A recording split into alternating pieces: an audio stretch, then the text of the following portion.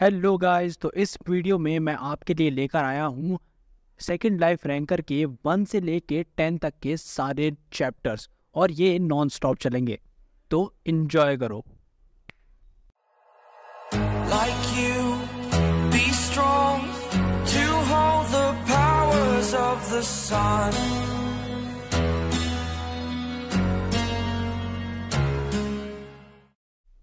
Chapter 1। कहानी शुरू होती है और हम देखते हैं एक घर, और उस घर में एक लड़का बैठा हुआ होता है जिसके हाथ में एक तस्वीर होती है और उस तस्वीर को वो देख रहा होता है। और उसके बाद वो बोलता है कि अगर सोचा जाए तो मैंने इसके बारे में 5 साल बाद सुना है, वो भी एक मृत्यु लेख में।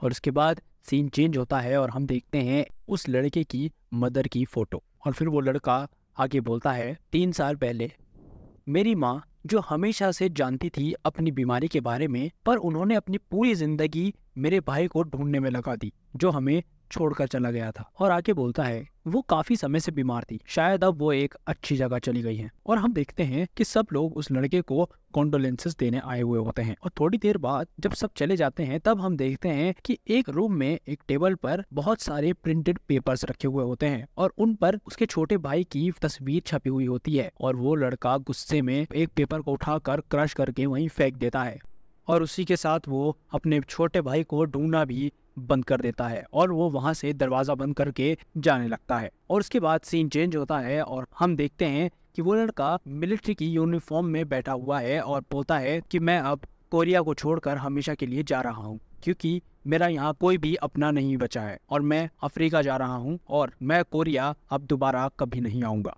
इसके बाद कहानी वापस शुरुआत में चली जाती है जहाँ पर वो लड़का अपने छोटे भाई की तस्वीर लेकर बैठा हुआ था। तभी हम देखते हैं कि वो एक सोफे पर बैठा हुआ होता है और उसके हाथ में एक बॉक्स होता है और कोई और आदमी उसको ये बॉक्स देकर जाता है और वो आगे बताता है कि जब हमने तुम्हारे भाई को आखिरी बार देखा तो उसने अपनी चेस्ट से ये चीजें लगाई हुई थी जो इस बॉक्स में है। हमारे मेन कैरेक्टर का नाम ह्यूंग है। और उसके बाद ह्यूंग वो बॉक्स को खोलता है और उसमें उसे दिखती है एक पिक्चर और एक वॉच। उसे वॉच को देखकर याद आता है कि ये वही वॉच है जो उसने अपने छोटे भाई को दी थी जब वो पहली बार कॉलेज के एंट्रेंस एग्जाम के लिए जाने वाला था। और उसको बातें याद आने लगती हैं कि कैसे उसने उसको ये वॉच दी थी। और हम देखते हैं ह्यूंग के छोटे भाई को जो हंसकर बोल रहा होता है कि मुझे सच में इसकी बहुत ज्यादा जरूरत थी, तो थैंक्स ह्यूंग, तुमने मुझे इतना अच्छा गिफ्ट दिया, मुझे ये बहुत पसंद आई और ये एक डिजिटल वॉच से तो काफी बढ़िया है। और उस पर ह्यूंग बोलता है, तो क्या बोलते हो छोटे भाई, मेरी पसंद अच्छी है ना? और आगे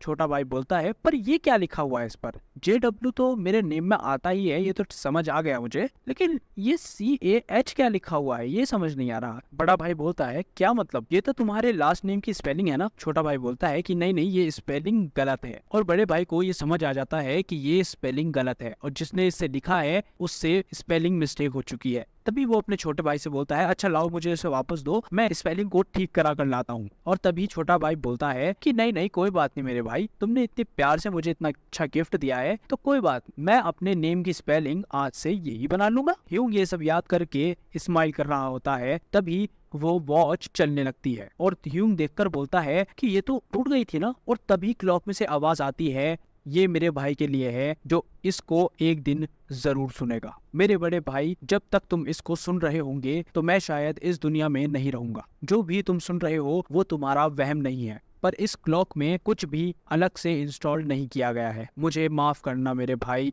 मेरी वजह से तुम पर इतना ज्यादा बुरा टाइम आया। मैं बस माँ के लिए इलाज ढूंढ रहा था, मुझे लगा था कि मैं जल्दी से वापस आ जाऊंगा इलाज लेकर, पर मैं बहुत ज्यादा दूर चला गया। 3 अक्टूबर 2013 इस दिन मेरे पास एक अनजान मैसेज आया था जिसमें लिखा था कि अगर तुम ऑब्सर्वेटरी टावर को पार कर देते हो तो तुम्हारी जो भी इच्छाएं होंगी वो सच हो जाएंगी। और क्या तुम ऑब्सर्वेटरी टावर को पार करने के लिए पार्टिसिपेट करना चाहते हो? यस और नो दबाकर हमें बताएं। आमतौर पर इन चीजों पर मैं विश्वास नहीं करता, लेकिन जब मैंने हमारी माँ की हालत देखी तो मैंने यस पर क्लिक कर दिया। और उस दिन के बाद से मुझे बहुत ज्यादा अजीब से सपने आने शुरू हो गए। और फिर 12 अक्टूबर 2013 मुझे कुछ बहुत अजीब दिखा और ये कोई सपना नहीं था। मैं श्योर हूँ कि मैंने एक ऐसी दुनिया देखी थी जिसमें एल्फ हैं और डॉर्फ की स्पीशीज भी रहती हैं और तो और इसमें अलग अलग तरह की प्रजातियां भी रहती हैं और इसमें ड्रैगन की आत्मा घूम रही थी। पर मेरा इंटरेस्ट इन सब में बिल्कुल भी नहीं था। मेरा इंटरेस्ट जो था वो सिर्फ और सिर्फ माँ के लिए मेडिसिन लाने में था, जिससे हमारी माँ का इलाज हो सके। और फिर 28 अक्टूबर 2013 को मैंने कुछ समझदार लोगों की एक टीम बनाई और हमने उस टावर को क्लियर करने का डिसाइड करा। और फिर 9 नवंबर 2013 को मैंने घर से जाने का डिसाइड कर लिया और मैंने असली दुनिया से हर तरह के कनेक्शंस खत्म कर दिए थे। 1 दिसंबर 2013 को हमारी टीम का नाम रखा गया, जो कि था आरिटा, और हम सबसे बेहतर थे हर तरह से। 11 नवंबर 2014 हमारा एक हाई रैंकिंग क्लैन से झगड़ा हो गया था और बाद में जिन क्लैन से हमने हाथ मिलाया था वो भी खत्म कर दिए गए। 4 मार्च को मुझे एक से प्यार हो गया और 19 सितंबर 2016 को एक वॉर शुरू हो गया। 6 जून 2017 को एक गद्दार के होने की खबर फैलने लगी और सब ने एक दूसरे पर भरोसा करना बंद कर दिया। और फिर 1 नवंबर को जिस लड़की से मैं प्यार करता था उसने भी मेरे दिल में चाकू घोंपकर मुझे मरता छोड़ दिया और अब मेरी बॉडी भी सड़ने लगी है। मैं तुम्हें बहुत मिस करता हूँ मेरे बड़े भाई ह्यूंग। 28 फरवरी 2018 मेरे पास वो जादुई दवाई आ गई थी जिससे हम माँ का इलाज कर सकते थे, पर मैं इसको लेकर नहीं आ सकता। मैं सिर्फ और सिर्फ तुम पर ही भरोसा करता हूँ, तो मैं इसीलिए तुम्हारे पास भेज रहा हूँ। और फिर उसके बाद वो छोटा भाई आगे बोलता है कि मैं उम्मीद करता हूँ मेरे बड़े भाई कि तुम एक दिन इस सब को जरूर सुनोगे। और उस वॉच में से आवाज आनी बंद हो जाती है और थोड़ी ही देर बाद उस वॉच में से कुछ पावर आने लगती है और वो ह्यूंग की बॉडी में ट्रांसफर होना शुरू हो जाती है और इस पावर को माना बोला गया है। और उसको कुछ धुंधली यादें आने लग जाती हैं अपने भाई की मौत दिखने लगती है, अपने भाई के साथी दिखने लगते हैं। फिर उसको दिखता है एक चाकू जिस पर खून लगा हुआ होता है और उसके बाद उसको दिखता है अपना भाई जो कि पूरी तरीके से खून में लथपथ होता है। और तभी लिखा हुआ आता है कि अवेकनिंग कंप्लीट। और उसके बाद एक स्टेटस विंडो आती है जिस पर लिखा हुआ होता है कि ह्यूंग की बॉडी अभी उतनी ज्यादा पावर को झेलने के लिए नहीं बनी है। अभी उसकी बॉडी पावर के लिए परफेक्ट नहीं हुई है, सिर्फ 5% पावर ही उसकी बॉडी में आई है और उसकी वजह से उसकी बॉडी के कुछ हिस्से एडवांस हो गए हैं। और उसके बाद सामने एक प्लेयर स्टेटस विंडो आती है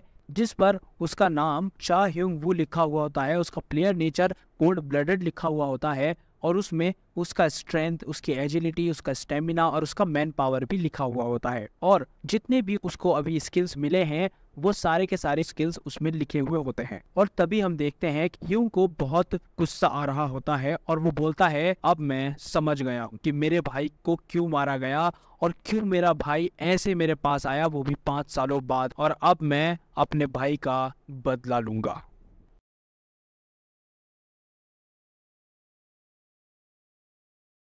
सेकंड चैप्टर।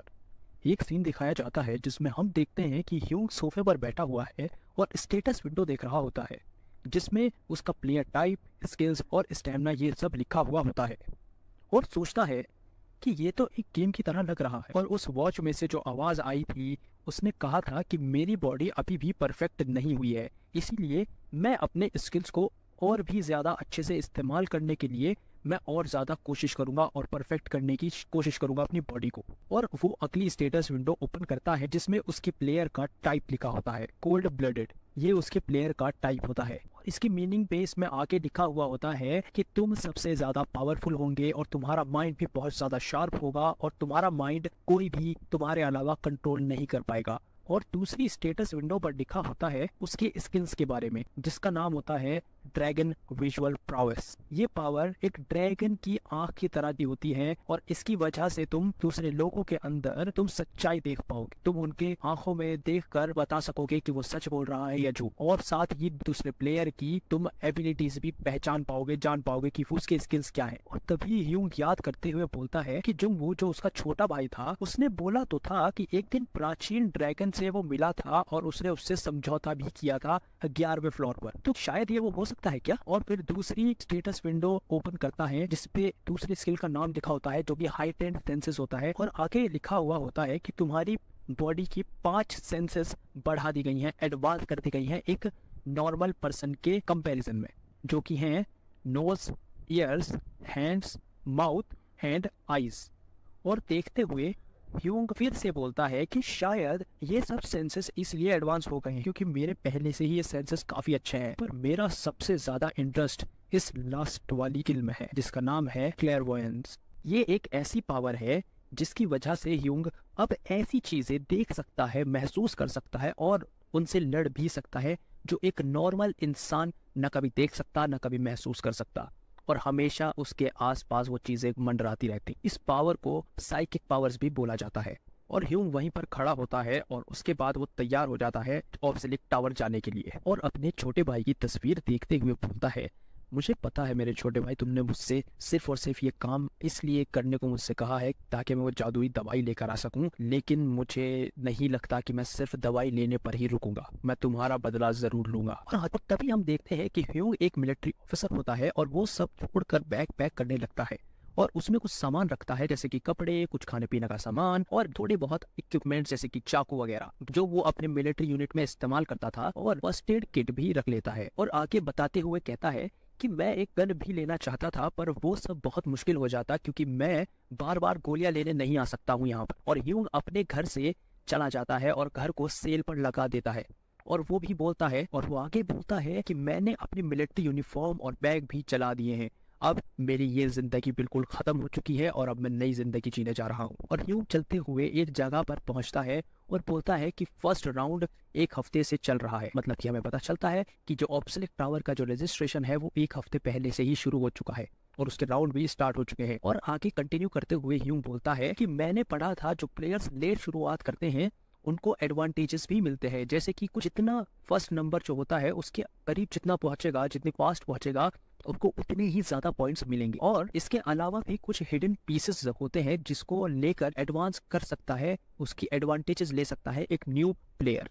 और जहां वो अभी फिलहाल खड़ा होता है वहां पर वो हिडन चीज आने वाली होती है और वो वहां खड़ा होकर उसका इंतजार कर रहा होता है और सोच रहा होता है कि ये बिल्कुल राइट टाइम है, अब उसे आ जाना चाहिए। और तभी हम देखते हैं कि आसपास का एनवायरनमेंट, आसपास की हवा बदलने लगती है और ब्लैक कलर की हवा चलने लगती है आसपास और वो सारी एक डायरेक्शन में आकर जुड़ जाती है और तभी उस सब को मिलाकर एक ब्लैक कलर का गेट ह्यूंग के सामने बन जाता है। और ये गेट बहुत ही ज्यादा बड़ा होता है और थोड़ी ही देर बाद वो गेट के दरवाजे खुल जाते हैं और उसमें से बहुत तेज चमक आ रही होती है और ह्यूंग अंदर पैर रखते हुए, अंदर एंटर करते हुए बोलता है कि आज से मैं शा जंगबुंग, जो उसके छोटे भाई का नाम था और वो उसी नाम से इस गेम में एंटर कर चुका है। ह्यूंग एंटर करता है उस गेट में और एकदम से एक स्टेटस विंडो निकलकर सामने आती है जिसमें लिखा होता है कि तुम फ्लोर 0 पर पहुंच चुके हो, जहाँ पे रूल समझाए जाते हैं और बेसिक एंट्रेंस एग्जाम लिया जाता है। और इस ह्यूंग अपने दिमाग में सोचता है और बोलता है कि ये जगह जो नए प्लेयर्स आते हैं उनके लिए एक एंट्रेंस एग्जाम की तरह होता है और अगर आगे बढ़ना है तो ये फ्लोर तुम्हें क्लियर करना जरूरी है। और ये सबसे ज्यादा जरूरी मेरे लिए ये है कि ये वही टावर है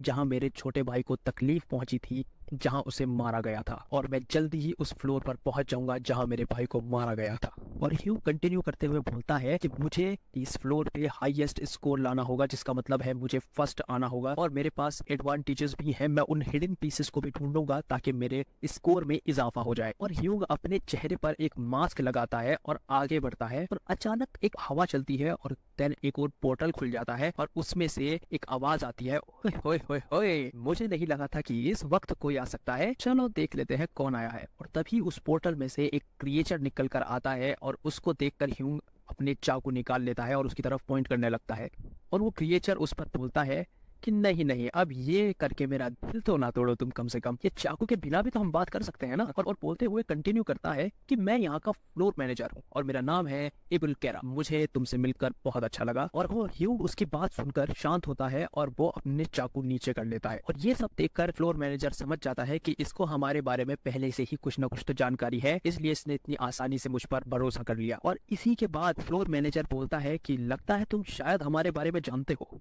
चलो अच्छा ही है क्योंकि तुमसे बात करने में आसानी भी होगी और तुम्हें रूल समझाने में भी हमें मजा आएगा। क्या तुम शर्मीले हो, इस वजह से तुमने मास्क पहना है? चलो खैर सारी बात छोड़ते हैं, चलो मैं तुम्हें इस फ्लोर के रूल समझा देता हूँ। तो ये फ्लोर 7 हिस्सों में बटा हुआ है अलग अलग, और इसमें ए से लेके जी तक के ब्लॉक्स हैं जिनको तुम्हें पार करना है, वो भी दिए गए समय में। और इस तरह से तुम चुनौतियों को पार करोगे, उसके बारे में सोचोगे, उसके बारे में किस तरह से उसको टैकल करोगे। इस बेस पर हम तुम्हारे स्कोर को बताएंगे और फाइनल रिजल्ट तुम्हें कैलकुलेट करके बता दिया जाएगा और अनाउंस कर दिया जाएगा कि फाइनल स्कोर तुम्हारा क्या आएगा। और जितना ज्यादा तुम्हारा स्कोर होगा उतना ही बड़ा इनाम भी मिलेगा। और बस तुम्हारे पास टाइम 30 दिनों का होगा। लेकिन ये राउंड जो है पिछले 1 हफ्ते से चल रहा है, तो तुम क्या करना चाहते हो? क्या तुम अगला राउंड खेलोगे या फिर यहीं से स्टार्ट करना चाहो? और अगर तुम अगला राउंड खेलना चाहोगे तो लोग जिसने तुम्हारे से पहले शुरू किया है वो बहुत आगे निकल गए हैं। और हाँ, ट्राई करना कि अपनी एक टीम बना सको 3 या 5 बंदों की। और तभी हम याद करते हैं कि ह्यूंग के छोटे भाई ने भी मेंशन किया था कि उसने एक टीम बनाई थी। और ह्यूंग बोलता है क्या मैं अकेला नहीं खेल सकता और इससे मेरा स्कोर भी ज्यादा बढ़ेगा, है ना? ऐसा ही है ना? और फ्लोर मैनेजर ये सुनकर एक इविल स्माइल देता है और बोलता है क्यों नहीं, अगर अकेले सब करना चाहते हो, तुम्हारा काम अच्छा लगता है अगर टावर को, तो तुम्हारे स्कोर भी बढ़ेगा। तुम्हारा स्कोर इंडिविजुअली कैलकुलेट किया जाएगा। और फिर वो फ्लोर मैनेजर अपने माइंड में सोचता है कि आमतौर पर ऐसे लोगों का 2 तरह का अंजाम होता है, या तो ऐसे लोग अपने ऊपर भरोसा करके आगे बढ़ जाते हैं या नहीं तो सीधा मारे जाते हैं अपने आप को बड़ा दिखाने के चक्कर में। और ह्यूंग को बोलता है कि अगर ये चाहते हो तो ठीक है, मैं अभी ट्रायल शुरू कर सकता हूँ तुम्हारे। और स्टेटस विंडो आती है जिस पर टाइम लिखा होता है और उसका टाइम वहीं शुरू हो जाता है। और हम देखते हैं कि सामने जमीन पर एक व्हाइट लाइन बनी होती है और उस पर जैसे ही ह्यूंग पैर रखता है और आगे बढ़ता है और जैसे ही उस व्हाइट लाइन को ह्यूंग पार करता है उसका राउंड शुरू हो जाता है। और तभी एक स्टेटस विंडो आती है जिस पर लिखा होता है तुम ब्लॉक ए में एंटर कर चुके हो और जहां तुम्हें सारे के सारे जो ट्रैप होंगे वो सब खत्म करने होंगे। और जैसे ही ह्यूंग एक और कदम आगे बढ़ाता है तभी सामने से एक तीर निकल कर आता है जो उसको हाथ को छूते हुए निकल जाता है और उसको बहुत तेज ब्लड आना शुरू हो जाता है उस जगह पर जहाँ तीर लगा होता है। और वो जैसे ही उससे बचकर निकलने ही वाला होता है, वो डाइव मारकर जैसे आगे बढ़ता है तो सामने से 4-5 एरो एक साथ आ रहे होते हैं। और इस बार वो अपने बैग को अपनी शील्ड बनाकर उससे बचने की कोशिश करता है और वो बच भी जाता है। लेकिन वो तभी देखता है कि ये तीर कोई आम तीर नहीं है बल्कि ये लोहे के तीर बने हैं। इसका मतलब वो समझ जाता है कि अगर उसकी जरा सी भी लापरवाही हुई उससे तो वो अपनी जान भी गंवा सकता है। और वो एक दीवार से लगकर खड़ा हो जाता है और सोचता है कि मैं इसको इतना ज़्यादा खतरनाक नहीं समझ रहा था। मुझे पता तो था कि ये बहुत खतरनाक हो सकता है पर इतना ज़्यादा मैंने कभी नहीं सोचा था। और तभी ह्यूंग खड़ा ही होता है और तभी एक जबरदस्त तीर आके उसके पैर में गड़ जाता है और जैसे ही वो अपने पैर की तरफ देखता है दर्द में, तभी एक और तीर उसके हाथ में आकर लग जाता है और वो दर्द में बहुत जोर से चिल्लाता है। चैप्टर 3। एक सीन दिखाया जाता है जिसमें ह्यूंग घायल है और दीवार से लगकर चल रहा है। और तभी एक स्टेटस विंडो पर लिखा आता है कि पिछले हमले से तुम शॉक हो गए हो, तुम सहम गए हो, तुम्हारी पूरी बॉडी अब बहुत ज्यादा दर्द में है, पर तुम्हारा प्लेयर नेचर जो कि है कोल्ड ब्लडेड वो तुम्हें नॉर्मल रखेगा, वो तुम्हें ज्यादा पेन महसूस नहीं होने देगा। और अगली स्टेटस विंडो में लिखा होता है अब तुम्हारी बॉडी इस पेन को झेलना सीख चुकी है, अब तुम्हारी बॉडी इस पेन के लिए तैयार हो गई है। और तभी ह्यूंग सोचता है मुझे पता तो था कि ये गेम खतरनाक होने वाला है, लेकिन ये इतना ज्यादा खतरनाक होगा मैंने कभी नहीं सोचा था। और अगर मैं शुरुआत में ही ऐसा हो जाऊंगा तो मैं तो आगे चलकर पागल हो जाऊंगा, इसलिए मुझे अभी से ही सब कुछ सही से कर चलना होगा। और ह्यूंग के जो हाथ में तीर लगा हुआ होता है उसे दूसरे हाथ से पकड़कर उसको बहुत जोर से बाहर की तरफ से खींचता है और दर्द में बहुत जोर से चिल्लाता है। और उसके बाद वो बैग में से लाइटर और रुई निकालता है और उस रुई को गर्म करते हुए दिखाते हैं और उसके हम देख सकते हैं कि उसके हाथ कपकपा रहे हैं दर्द में। और वो उस रुई को गर्म करता है और जहां जहां उसके घाव होते हैं वहां वहां वो रुई लगाता है और अपने घाव को जला लेता है। और तभी एक स्टेटस विंडो आती है और उस पर लिखा होता है तुमने अपने जख्मों को जलाकर जलने को सहन करना भी सीख लिया है। और अब ह्यूंग अपने दोनों हाथों में चाकू पकड़कर आगे बढ़ता है और सोचता है कि जब भी मुझ पर तीरों का हमला हुआ है वो बिल्कुल एक परफेक्ट टाइमिंग के साथ हुआ है और उसी के साथ बहुत हल्की सी तीरों के छूटने की आवाज भी आई थी। मैं इन तीरों को अपनी आंखों से यहाँ बिल्कुल नहीं देख सकता क्योंकि यहाँ बहुत ही ज्यादा अंधेरा हो रहा है। और वो आगे कंटिन्यू करते हुए बोलता है कि मुझे लगता है कि ये तीर जो है वो एक मशीन से छूट रहे हैं क्योंकि मुझे एक गियर व्हील की आवाज आई थी तीर के छूटने के समय और मुझे उसी आवाज को दोबारा से सुनना होगा और इसी तरह से मैं तीरों का पता लगा सकूंगा। और तभी ह्यूंग अपनी एक स्किल को यूज करता है जो कि होती है हाइटेंड सेंसेस। और एक स्टेटस विंडो आती है उस पर लिखा होता है कि तुम्हारी सुनने की शक्तियां बढ़ा दी गई हैं। और अब ह्यूंग को और 3 आवाज आने लगती है, छोटी से छोटी आवाज ह्यूंग को आने लगती है और वो कॉन्सेंट्रेट करता है सिर्फ और सिर्फ गियर व्हील की आवाज पर। और अचानक एक गियर व्हील के चलने की आवाज आती है और ह्यूंग ऊपर छत की तरफ देखा है और बोलता है मिल गया, और जोर से अपना चाकू फेंकता है उस गियर व्हील पर और उसका निशाना इतना परफेक्ट होता है कि वो मशीन में जाकर लगता है। वो मशीन छत से गिर जाती है और नीचे गिरकर नष्ट हो जाती है। ह्यूंग स्माइल करता है और सोचता है कि अब मैं इसको ढूंढ सकता हूँ। और अब हम ह्यूंग को देखते हैं कि उस पर अलग अलग डायरेक्शन से तीरों का हमला हो रहा होता है और वो अपने चाकू की मदद से बचकर तेजी से आगे बढ़ रहा होता है और बोलता है कि मैं किस तरह से इस तीरों को हैंडल करूंगा, उससे शायद मेरे स्टैट्स भी बढ़ेंगे। स्टैट्स का यहाँ पर मतलब है स्ट्रेंथ, एजिलिटी, स्टेमिना और मैन पावर। और उसके आगे ह्यूंग आगे बढ़ते बढ़ते समझने लगता है कि इन तीरों में कुछ कलर्स भी हैं और सबका अलग अलग मतलब है। जैसे कि मुझे नीले तीर से बचना होगा और इससे मेरी एजिलिटी बढ़ेगी। एजिलिटी का मतलब यहाँ पर फुर्ती होता है। और ह्यूंग आगे बोलता है कि लाल तीर का मुझे सामना करना होगा और इससे मेरी स्ट्रेंथ भी बढ़ेगी। और अपना हाथ बाहर निकाल कर बोलता है कि पीले तीर को मुझे अपनी बॉडी पे लगने देना होगा और तभी उसके हाथ में बहुत जोर से पीले कलर का तीर लग जाता है। और वो आगे बोलता है कि इसको लगने देने से मेरा स्टेमिना बढ़ेगा और जितना अच्छे तरीके से मैं इन चीजों को करूंगा उतना अच्छा मेरा कोर बनेगा। और तभी उसकी प्लेयर इंफॉर्मेशन की स्टेटस विंडो हम देखते हैं और उसमें प्लेयर स्ट्रेंथ 10 से बढ़कर 19 हो गई है और एजिलिटी 15 से बढ़कर 19 हो गई है और स्टेमिना बढ़कर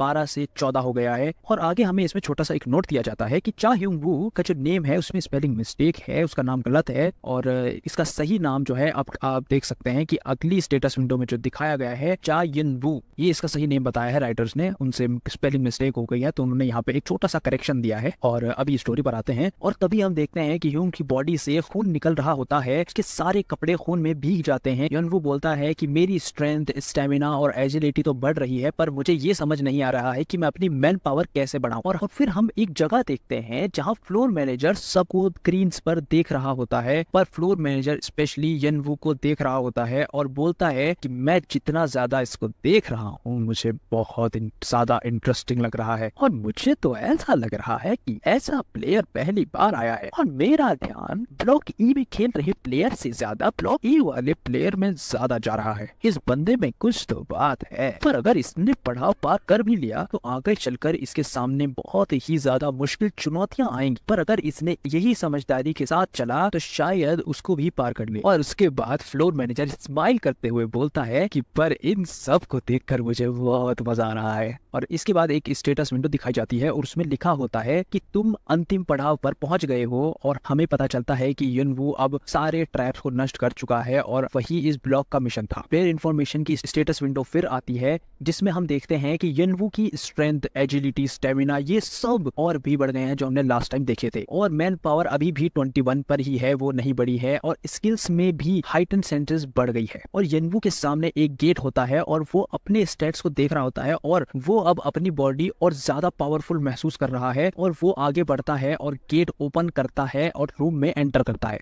और तभी सामने से यनवू की तरफ एक तरह की पावर आ रही होती है और एक स्टेटस विंडो आती है जिसमें लिखा होता है कि अब तुम्हारे घाव भरने शुरू हो रहे हैं। और वो पावर यनवू के चारों ओर आ जाती है और सारे घाव भरने लगते हैं और यनवू आगे बढ़ता है और सोचता है कि शायद यहाँ प्लेयर्स रेस्ट करते हैं और आगे बढ़ते हुए उसको थोड़ा सा चक्कर आने लगते हैं और उसकी आंखें बंद होने लगती हैं और वो जमीन पर गिर जाता है। थोड़ी देर बाद यनवू अपनी आंखें खोलता है धीरे धीरे और बोलता है कि क्या मैं सो गया था, और सामने एक अनजान आदमी को खड़ा पाता है। लेकिन यनवू बहुत ज्यादा नींद में होता है, इस वजह से वो क्लियरली नहीं देख पाता कि कौन उसके सामने खड़ा हुआ होता है। और तभी वो धीरे धीरे उस सामने जो आदमी खड़ा होता है वो यनवू के करीब आकर बोलता है, और तभी यनवू की सारी नींद एक सेकंड में छूम मंतर हो जाती है और घबराकर पीछे होता है और देखता है कि ये बंदा आखिर है कौन और मुझे इसका पता कैसे नहीं चला, मेरी हाइटेड सेंटर्स तो ओपन ही है, अभी भी ओपन है। और थोड़ी देर सोचकर बोलता है कि क्या तुम एक मिस्ट्री मर्चेंट हो। मिस्ट्री मर्चेंट वो होते हैं जो गेम के बीच बीच में अनोखे सामान लेकर आते हैं बेचने के लिए प्लेयर्स को, जिनका फायदा मिलता है प्लेयर्स को आगे चलकर। और वो मिस्ट्री मर्चेंट यनवू की बात पर रिप्लाई करते हुए बोलता है कि लगता है तुमने मुझे पहचान ही लिया, तो मैं अपने बारे में तुम्हें थोड़ा और बता देता हूँ कि मैं यहाँ का एक मिस्ट्री मर्चेंट हूँ और मेरा नाम है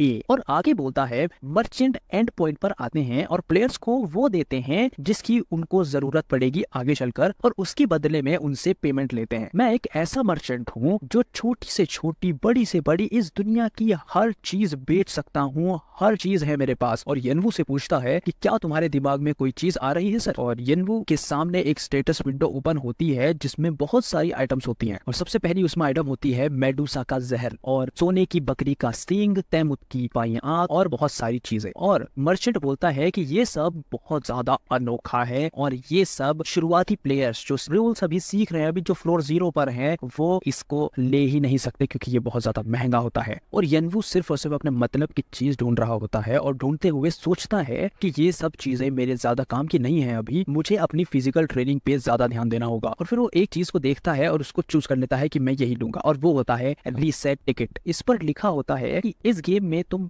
पीछे वापस कहीं भी जाना चाहते हो वहां जा सकते हो और वहीं से गेम दोबारा से शुरू हो जाएगा। और यनवू मर्चेंट से पूछता है कि मैं इन सब चीजों को कैसे खरीद सकता हूँ और मर्चेंट उस पर रिप्लाई करते हुए बोलता है कि अपने स्टेट्स देकर। और यनवू कहता है कि मुझे कुछ खरीदना है और मर्चेंट उस सामने से बोलता है कि सर क्या खरीदना है आपको बताइए। और यनवू आगे बोलता है कि मैंने जो स्टेट्स ब्लॉक ए में ऑब्टेन किए थे मैं वो सारे एज अ पेमेंट तुम्हें दे रहा हूँ और मुझे बदले में चाहिए रीसेट टिकट।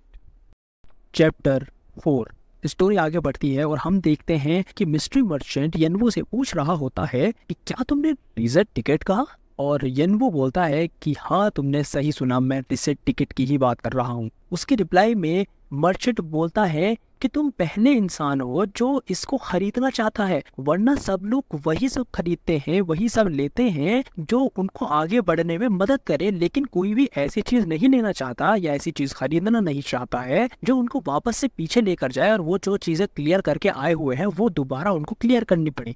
और यनवू सामने से रिप्लाई करते हुए बोलता है कि मुझे कुछ काम है। और वो मर्चेंट यनवू को देखते हुए हल्की सी स्माइल करता है और सोचता है कि ये प्लेयर तो बहुत ज्यादा दिलचस्प लग रहा है। और फिर मिस्ट्री मर्चेंट यनवू को बताता है कि रीसेट टिकट को किस तरह से इस्तेमाल करना चाहिए और बोलता है कि रीसेट टिकट को इस्तेमाल करना बहुत ही ज्यादा आसान है। तुम बस एक जगह खड़े होकर इस रीसेट टिकट को फाड़ देना और बस तुम वहीं दोबारा से स्टार्टिंग पॉइंट पर पहुंच जाओगे। और फिर बोलता है कि अब मैं चलता हूँ और उम्मीद करता हूँ कि हम अगली बार जरूर मिलेंगे। और गायब हो जाता है। और तभी एक स्टेटस विंडो आती है यनवू के सामने जिसमें लिखा होता है कि तुमने जो भी ब्लॉक ए में जितने स्टेट्स ऑब्टेन किए हैं वो सब के सब पेमेंट के रूप में ले लिए गए हैं। और यनवू की बॉडी से पावर निकलनी शुरू हो जाती है और यनवू के हाथ में एक रीसेट टिकट आ जाता है और वो उसको वहीं खड़े खड़े फाड़ देता है। और ठीक जैसे मर्चेंट ने बताया था, उस टिकट को फाड़ते ही उस टिकट में से बहुत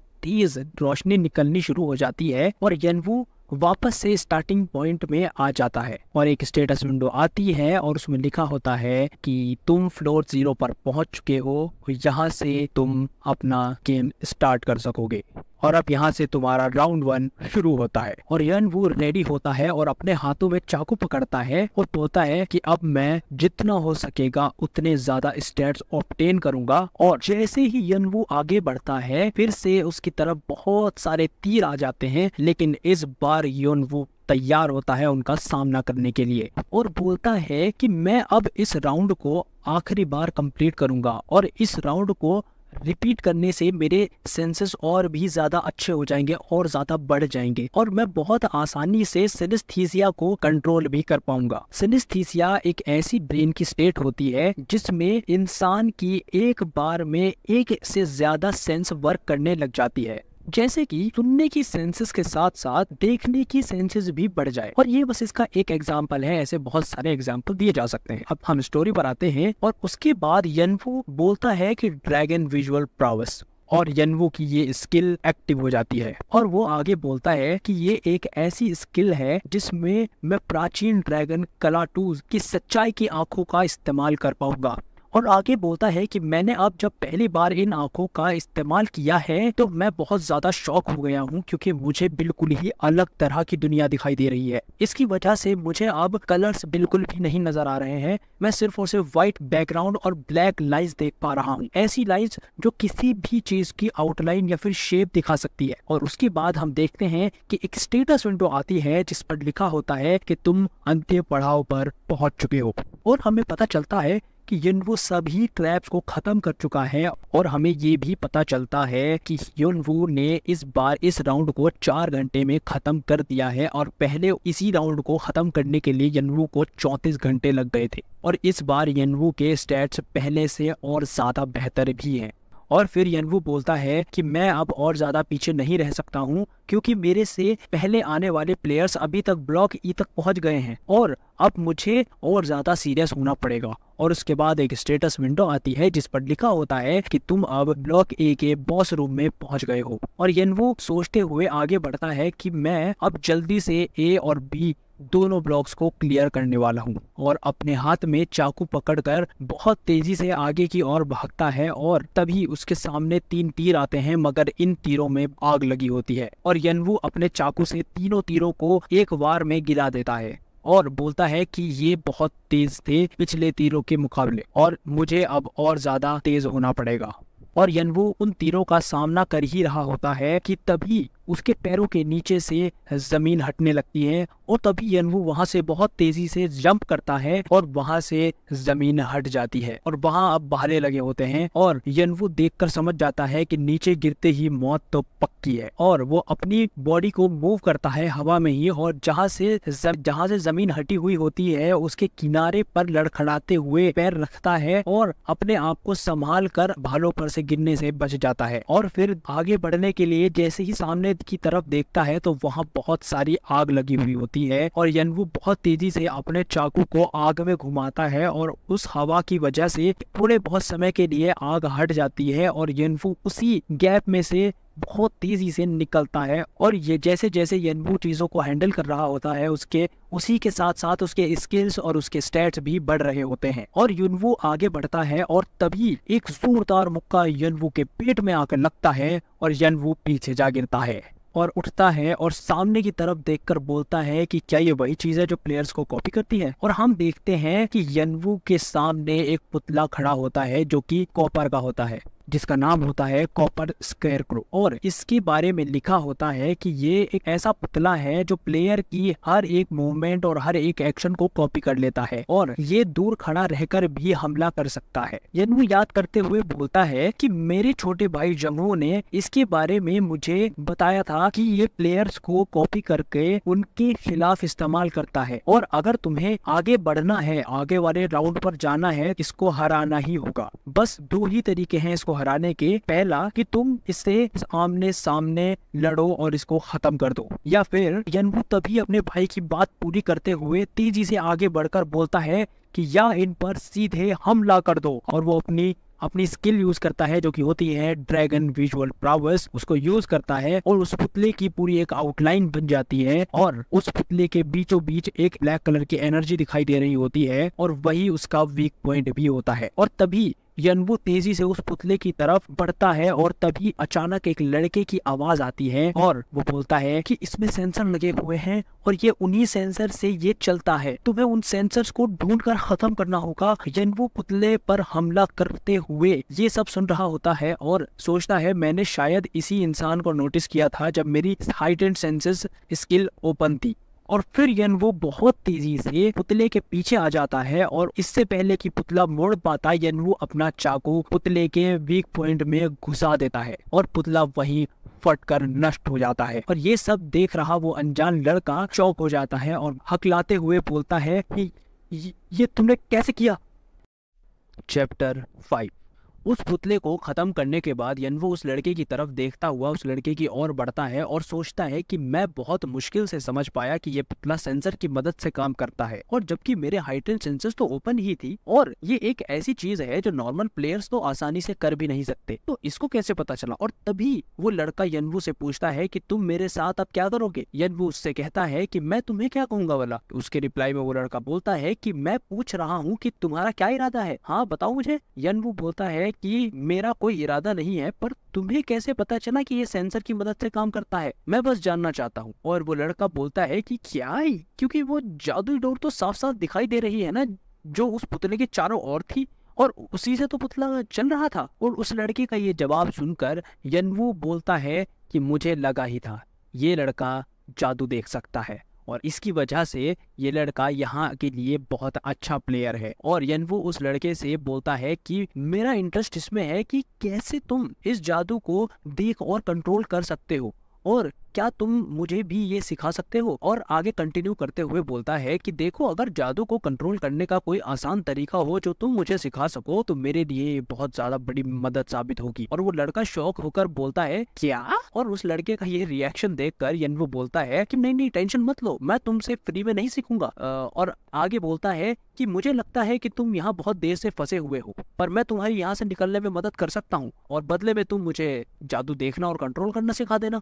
तो क्या बोलते हो, क्या तुम्हें मंजूर है? और वो लड़का बड़ा ही अजीब सा मुंह बनाता है और उसको देखकर यनवो बोलता है कि ठीक है, मैं इसको तुम्हारी तरफ से ना समझता हूँ, और वो वहां से जाने लगता है।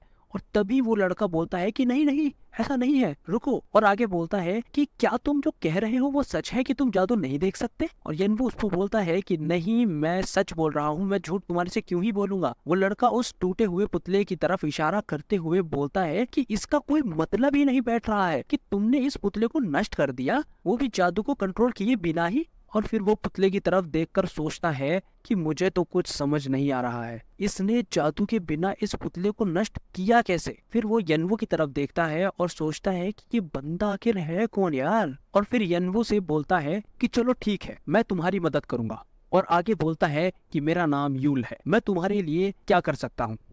यनवो तभी बोलता है कि तुम मेरे पीछे रहना। और यूल की तरफ बाद में पलटकर देखता है और बोलता है वैसे तुम अपने आप को ऐसे क्यों दिखा रहे हो? और ये सुनते ही यूल घबरा जाता है और हम देखते हैं कि यनवो ने अपनी skill dragon visual powers activate कर ली है। और इसके बाद यनवो बोलता है कि ये बस एक तुम्हारा मुखौटा है, तुम शायद एक 10 साल के बच्चे हो और तुम बहुत छोटे भी हो। और हम देखते हैं कि यूल एक छोटा सा बच्चा होता है जो जादू से अपने आप को बड़ा दिखा रहा होता है। यनवो आगे बोलता है कि तुम कोई सामान्य बच्चे नहीं हो, और आगे बोलता है कि तमीज में रहना, ठीक है, क्योंकि तुम बच्चे हो तो ये मत समझना कि मैं तुम्हारे साथ बहुत प्यार से पेश आऊंगा। यूल सर झुकाकर बोलता है मैं समझ गया। और उसके बाद हम देखते हैं कि यनवो अपनी स्किल का इस्तेमाल करते हुए एक के बाद एक पुतले को नष्ट करता जाता है, और यूल ये सब देखकर दंग रह जाता है। और यनवो उससे आगे बढ़ते हुए बोलता है कि अब हम बस ब्लॉक बी में पहुंचने ही वाले हैं। और यूल को बोलता है कि तुम्हें कुछ कहना है? और उसके बाद यूल बोलता है कि मैं स्टार्टिंग से ही माना देख सकता हूँ। यनवो बोलता है कि शायद ये एक ब्लड लाइन लिमिट स्किल होती है। उसके रिप्लाई में यूल बोलता है कि हाँ, इसके जैसा ही है, पर ऐसा सब लोगों के साथ में नहीं होता है, और कुछ लोगों के जीन्स अलग होते हैं और उनमें कुछ अद्भुत शक्तियां आ जाती हैं, और उन लोगों को वो शक्तियां उनके पूर्वजों से मिली होती हैं और पीढ़ी दर पीढ़ी चलती जाती हैं। और इसके बाद कोई वंशज किसी खास समय पर अपनी स्किल का इस्तेमाल करता है तो उसके साथ वो कुछ और अच्छी चीज भी पा लेता है, और आने वाले वंशजों में भी वो अलग चीजें, हर तरह की शक्तियां जो पहले वंशज में थी वो अगले वंशज में भी आ जाती हैं। तभी यनवो सोचता भी है कि यूल ने मुझे बताया था कि वो भी उन्हीं वंशजों की तरह है। और आगे यूल बोलता है कि मुझ में स्किल जो आई है उससे मैं जादू को देख और महसूस कर सकता हूँ, ऐसा लगता है कि मैं इसी के लिए बना हुआ हूँ। तो बस इसी वजह से मुझे पता चला था कि वो पुतला जादू से चल रहा है। और फिर यनवो आगे बोलता है जो मेरा छोटा भाई था जुंगवू, उसका प्लेयर नेचर था परफेक्ट अडेप्टेशन, जिसका मतलब होता है कि हर तरह की चीजों के साथ घुल मिल जाना और माना को भी कंट्रोल कर पाना। मतलब कि हमें पता चलता है कि जुंगवू जादू को देख और महसूस कर सकता था। वो बिल्कुल ऐसा था कि जैसे इसी दुनिया के लिए बना हुआ हो, और वो हर चीज को बहुत अच्छे से कंट्रोल कर सकता था, और वो ऐसी ऐसी चीजें कर जाता था जिसे देखकर उसके साथी भी दंग रह जाते थे। उसको प्राचीन ड्रैगन कलाटूज ने चुना था क्योंकि वो हर चीज के लिए बेहतर था और वो हर चीज से बात कर सकता था, और ड्रैगन की एक ऐसी स्किल को यूज कर पा रहा था जो नॉर्मल लोग यूज नहीं कर सकते। और ये सब सुनकर यूल सोचता है कि अरे बाप रे, दोनों भाई बहुत ही ज्यादा जीनियस हैं, मैं तो इनके आसपास भी बिल्कुल नहीं हूँ। और यूल फिर आगे यनवो से बोलता है तुम माना को एक नदी की तरह देख सकते हो और जादू को एक तरह का डैम। और यनवो यूल की बात पर ध्यान दे ही रहा होता है तभी एक स्टेटस विंडो आती है जिस पे लिखा हुआ होता है तुमने अकेले रहकर ब्लॉक ए को पार कर लिया है। और अगली स्टेटस विंडो पर लिखा होता है कि तुमने कुछ ऐसा कर दिखाया है जो दूसरे लोगों से नहीं हो पाता है या उनके लिए बहुत ज्यादा मुश्किल हो जाता है और तुम्हें इसके लिए और ज्यादा कर्मा मिलेंगे। और आगे लिखा आता है कि तुम्हें 500 कर्मा प्राप्त हुए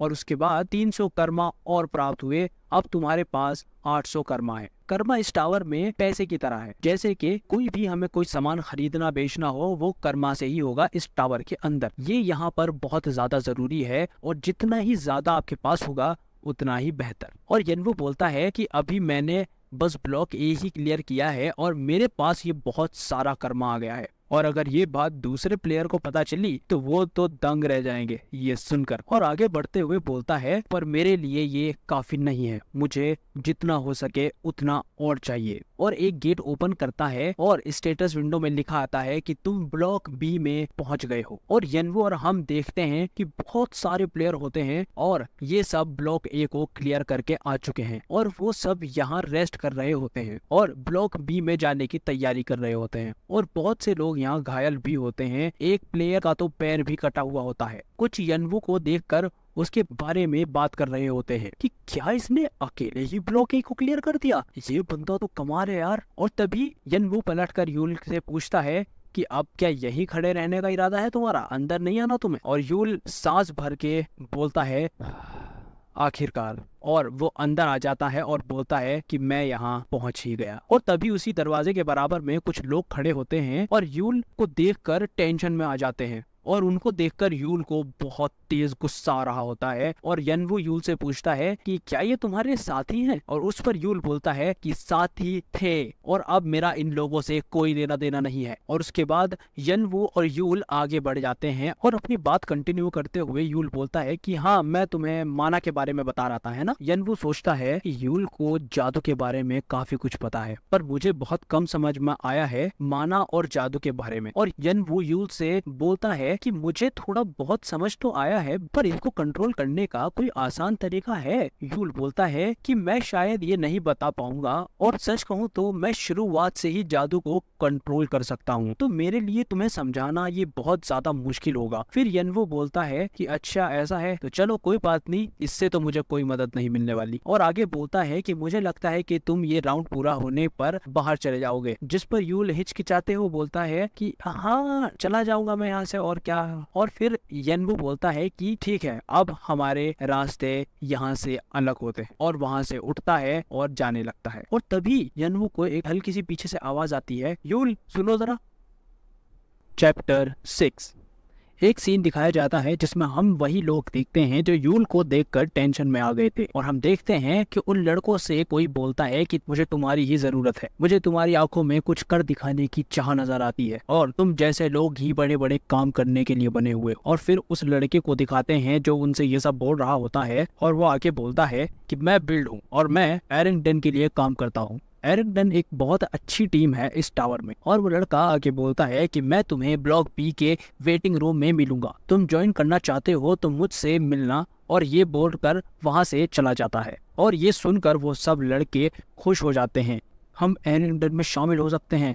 और दूसरा लड़का बोलता है कि एरिंगटन तो इस फ्लोर का सबसे बेस्ट ग्रुप है। और वो सब लोग आगे बढ़ते हैं और उनके सामने वही कॉपर के पुतले आते हैं और वो लोग उनसे बिल्कुल भी नहीं लड़ पा रहे होते हैं। और उन सब लड़कों के ग्रुप में यूल भी होता है और एक लड़का हाथ में तलवार लेकर खड़ा हुआ होता है और सोचता है कि यहाँ से निकलना हमारे लिए बहुत ज्यादा मुश्किल हो जाएगा, पर अगर शायद हम किसी को यहाँ पर छोड़ सकें तो हम यहाँ से निकल सकते हैं। और वो तभी यूल की तरफ देखता है और सोचता है कि ये बहुत ज्यादा कमजोर लड़का है और हमारे ज्यादा काम का भी नहीं है, बस ये मैजिक को देख ही तो सकता है और उसको कंट्रोल कर सकता है, इससे ज्यादा ये हमारे काम का नहीं है, तो हम इसको यहाँ छोड़ सकते हैं। और वो लड़का यूल को चारों पुतलों के बीच में फेंक देता है और बाकी सब वहां से भाग जाते हैं। और यूल उन्हें रोकते हुए बोलता है कि मुझे यहाँ मत छोड़ के जाओ, मुझे यहाँ पर अकेला मत छोड़ के जाओ। और यूल वहां पर अकेला फंसा रह जाता है। इसी के साथ हमें पता चलता है कि कैसे यूल यनवो से वहां पर मिला, कैसे वो वहां पर फंसा रह गया था। और फिर कहानी आज में वापस आ जाती है और हम देखते हैं कि यूल को बुलाने वाले वाले वो लड़के ही थे। और यूल उन लड़कों से बोल रहा होता है कि अब तुम्हें मुझसे क्या चाहिए, और सामने खड़ा वो लड़का हिचकिचाते हुए बोलता है कि तुम कैसे बच गए। और तभी यूल बोलता है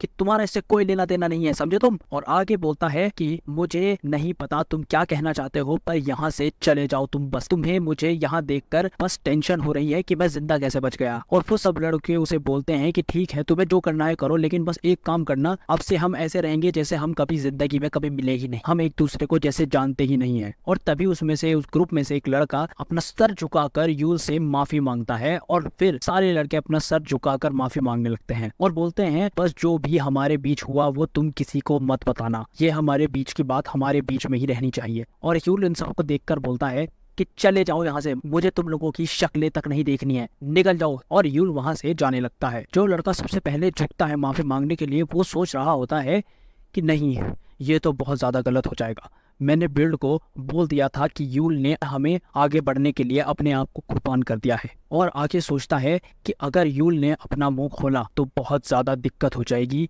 और ये बात बिल्ड को पता चल गई तो मैं एरेंडन में कभी नहीं आ पाऊंगा, और मुझे एरेंडन में जरूर जाना है। और फिर वो लड़का मन ही मन यूल को मारने का सोच लेता है, और आसपास देखता है और बोलता है कि यही एक सही जगह है मारने की, यहाँ ज्यादा कोई भीड़ नहीं है, ज्यादा हमें अलग से कोई देख नहीं रहा है, और मैं इसको मार सकता हूँ। और हम बता देंगे कि ये पहले से ही बहुत ज्यादा घायल था इसलिए मर गया। और वो लड़का अपनी तलवार निकालने वाला ही होता है, और पीछे से तभी उसको कोई कान में बोलता है कि एरेंडन एक ऐसा ग्रुप है जो सीधे ब्लू फ्लावर आइलैंड से कनेक्टेड है, और वो वहीं से नए लोगों को चुनते हैं। लेकिन जो ब्लू फ्लावर आइलैंड के लोग हैं वो छोटी छोटी चीजों पर बहुत ज्यादा ध्यान देते हैं, और जो लोग गलत करते हैं अपने पास्ट में उनको वो बिल्कुल भी पसंद नहीं करते हैं। और तभी हम देखते हैं कि ये सब बातें यनवो उस लड़के के पीछे खड़ा हुआ बोल रहा होता है, और जैसे ही वो लड़का पीछे मुड़ने लगता है यनवो अपने चाकू से उसका हाथ काट देता है, और वो लड़का दर्द में बहुत जोर से चिल्लाने लगता है।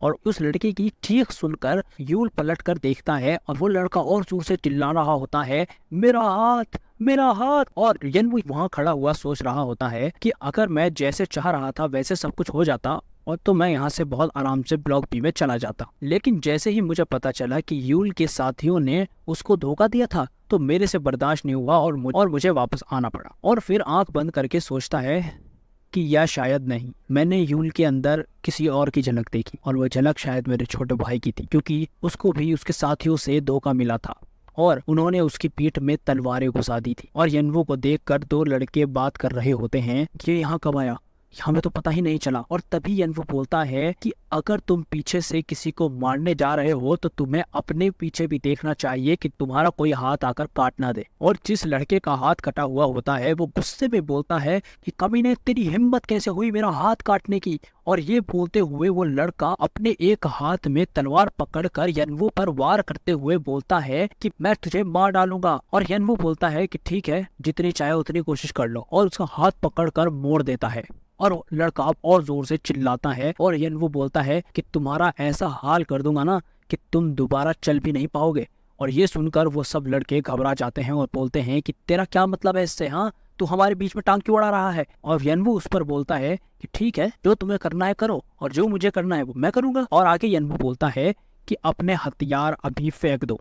और वो सब लड़के एक दूसरे की तरफ देखकर सोच रहे होते हैं कि क्या करना चाहिए। और तभी यनवो फिर से बोलता है कि मैंने कहा हथियार फेंको, और बोलते हुए उस लड़के का हाथ और ज्यादा मोड़ देता है, और वो लड़का और ज्यादा जोर से दर्द में चिल्लाने लगता है, और वो चिल्लाते हुए बोलता है अरे फेंक दो जल्दी। और तभी सब अपने हथियार फेंक देते हैं और बोलते हैं कि अब कीन को छोड़ दो, ठीक है, तुम उसे जाने दो। और यनवो एक शैतानी स्माइल करते हुए बोलता है कि बेवकूफों, और उस लड़के का हाथ जोर से खींचता है और उसकी कमर में बहुत तेज लात मारता है, और वो लड़का बहुत जोर से दर्द में चिल्लाकर बेहोश हो जाता है। और तभी एक बहुत तेज मुक्का यनवो दूसरे लड़के के मुंह पर मारता है, और वो लड़का जमीन पर जा गिरता है।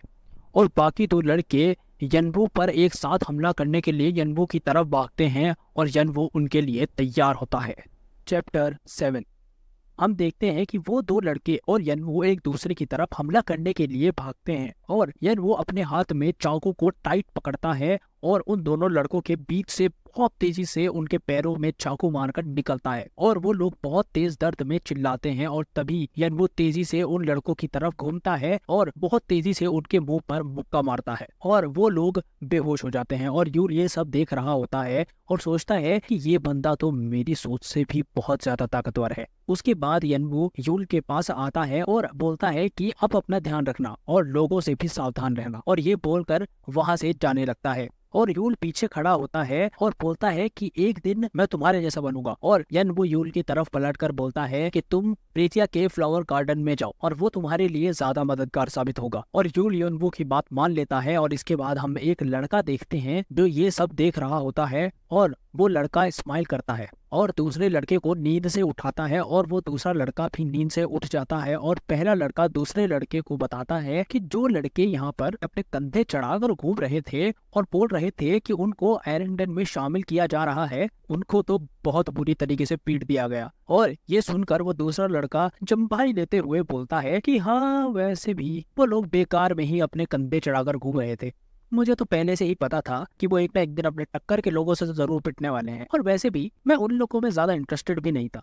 और पहला वाला लड़का उसकी इस बात पर बोलता है कि सिर्फ एक बंदे ने उन सबको मारा है। और ये सुनते ही दूसरा लड़का चौंक हो जाता है और पहला लड़का कंटिन्यू करते हुए बोलता है कि उसने ब्लॉक ए भी अकेले ही क्लियर किया है। और उस पर दूसरा लड़का बोलता है वो लड़का तो बहुत कमाल का लग रहा है यार। और उसके बाद पहला लड़का दूसरे लड़के से बोलता है कि क्या कहते हो, हम दोनों मिलकर काम करें, और वो लड़का भी अकेला ही है तो उसको भी अपने साथ ही मिला लेंगे। और इस पर दूसरा लड़का बोलता है कि मैं श्योर नहीं हूँ और हमें ब्लू और व्हाइट में जो लोग हैं उनका सामना भी तो करना पड़ सकता है ना। और पहला लड़का बोलता है कि अरे यार, तुम कब से इन सब चीजों की चिंता करने लगे हो, खैर जो भी है, तुम मुझे ये बताओ कि मेरे साथ आना चाहोगे या फिर मैं तुम्हारी तरफ से ना समझूं। तभी दूसरा लड़का खड़े होते हुए बोलता है कि नामुमकिन, और फिर स्माइल करता है और बोलता है कि तुम्हें पता तो है मुझे इस तरह के काम करने में बहुत मजा आता है। और इसके बाद सीन चेंज होता है और हम देखते हैं कि एक स्टेटस विंडो आती है और उस पर लिखा होता है कि ब्लॉक बी अब शुरू होता है।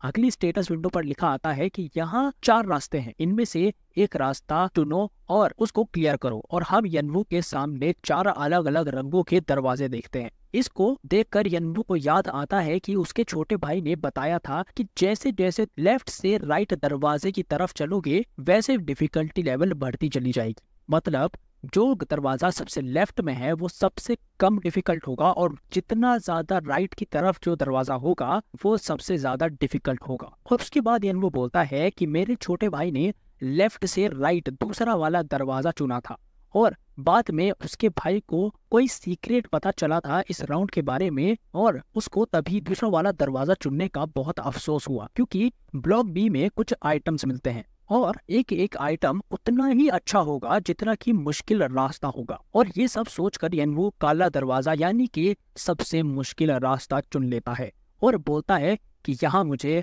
बटोरी का पिशाचिक खंजर मिलेगा और वो मुझे किसी भी कीमत पर हासिल करना है। और यनवू उस काले दरवाजे को खोलकर उसमें एंटर कर जाता है और वो अंदर जैसे ही जाता है तो उसके सामने एक तालाब होता है और स्टेटस विंडो में लिखा आता है कि यहाँ से ये तालाब पार करके दूसरी तरफ पहुंचना है। और यनवू समझ जाता है कि ये कोई साधारण तालाब नहीं है और यनवू एक पत्थर पर पैर मारता है और वो पत्थर तालाब में गिर जाता है और टूटने लग जाता है। और ये देखकर यनवू बोलता है कि मुझे लगा ही था कोई साधारण इंसान इसमें आसानी से मर जाएगा। और यनवू अपनी ड्रैगन विजुअल पावर्स स्किल को यूज करता है और वहाँ उसको दीवार में कोई ऊर्जा नजर आती है और तभी यनवू उस दीवार के पास जाता है और जहां से वो ऊर्जा निकल रही होती है यनवू उस ब्लॉक को प्रेस करता है और ब्लॉक वहां से हट जाता है और एक नया रास्ता खुल जाता है और यनवू उस रास्ते से जाने लगता है। तभी एक स्टेटस विंडो पर लिखा आता है कि तुमने एक खुफिया जगह ढूंढ ली है जो कि है room of fire and ice और इसके लिए तुम्हें 300 क्रेडिट्स मिलते हैं।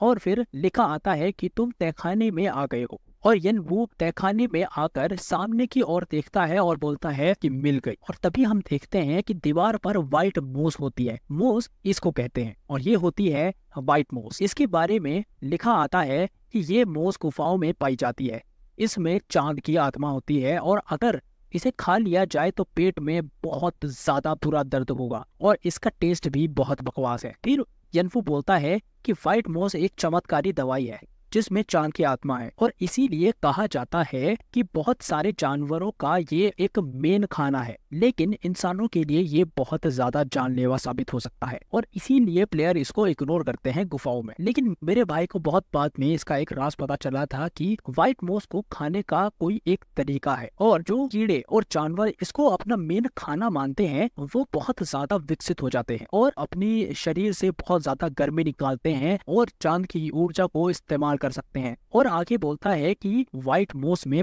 पानी के गुण होते हैं और कीड़े का दिल गर्म होता है, और इन दोनों को अगर साथ मिलाकर खाया जाए तो मेरी मांसपेशियां और हड्डियां बहुत ज्यादा मजबूत हो जाएंगी। और आगे बोलता है कि एक इंसान का शरीर आसानी से टूट और फट सकता है। और हम देखते हैं कि यनवू के पीछे एक बहुत बड़ा रेड सेंटीपीड चल रहा होता है, और यनवू आगे बोलता है कि मैं अपने शरीर को बहुत ज्यादा मजबूत बना सकता हूँ और लड़ना भी मेरे लिए बहुत ज्यादा आसान हो जाएगा। और ये करने के लिए, और तभी ये बोलते हुए यनवू उस सेंटीपीड की तरफ मुड़ता है और उस सेंटीपीड पर अपने चाकू से हमला करता है और बोलता है इसके लिए मुझे चाहिए होगी व्हाइट मॉस और एक जानवर का दिल।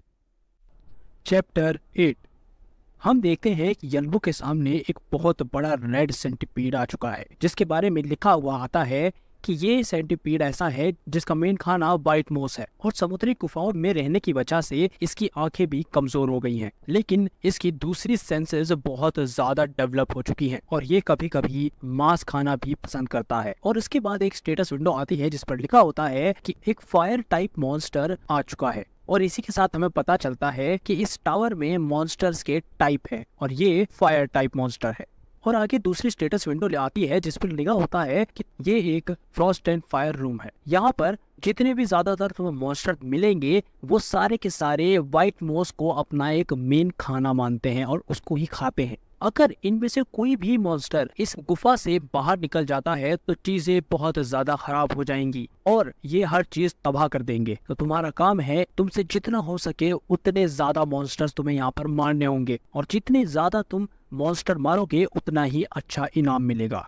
और उसके बाद हम देखते हैं कि रेड सेंटीपीड यनवू की तरफ बहुत तेजी से आगे बढ़ रहा होता है यनवू पर हमला करने के लिए, और यनवू बहुत तेजी से आगे की तरफ भागता है और भागते हुए यनवू घूमता है और उस रेड सेंटीपीड के ऊपर अपना चाकू मारता है, लेकिन उसका ऊपरी हिस्सा इतना ज्यादा मजबूत होता है कि इसे चाकू से सिर्फ और सिर्फ खरोच ही लगी होती है, और यनवू इसको देखकर बोलता है कि ये बहुत ज्यादा मजबूत है। उसके बाद यनवू सोचता है कि साधारण हमले इस पर कोई काम नहीं करेंगे, इसकी बॉडी बहुत ज्यादा मजबूत है और मैंने इतनी जोर से चाकू मारा लेकिन उसको सिर्फ और सिर्फ खरोच ही आई है, लेकिन इतना ज्यादा नहीं मैं काट पाया हूँ कि अंदर तक चला जाए, और मुझे जो भी करना होगा, जैसे भी हमला करना होगा वो बहुत ज्यादा सोच समझ कर करना होगा। और आगे यनवू सोचता है मुझे ये गुफा जल्द से जल्द पार करनी होगी, और उसके बाद यनवू अपनी स्किल ओपन करता है जो कि होती है ड्रैगन विजुअल प्रावस। और ये स्किल ओपन होने के बाद हम देखते हैं कि रेड सेंटीपीड में एक काली ऊर्जा नजर आती है और वही उसका वीक पॉइंट भी होता है। और इस बार यनवू पूरी तरीके से अपने आप को तैयार कर लेता है और सोचता है कि मुझे बस सही वक्त का इंतजार करना होगा और मैं उसके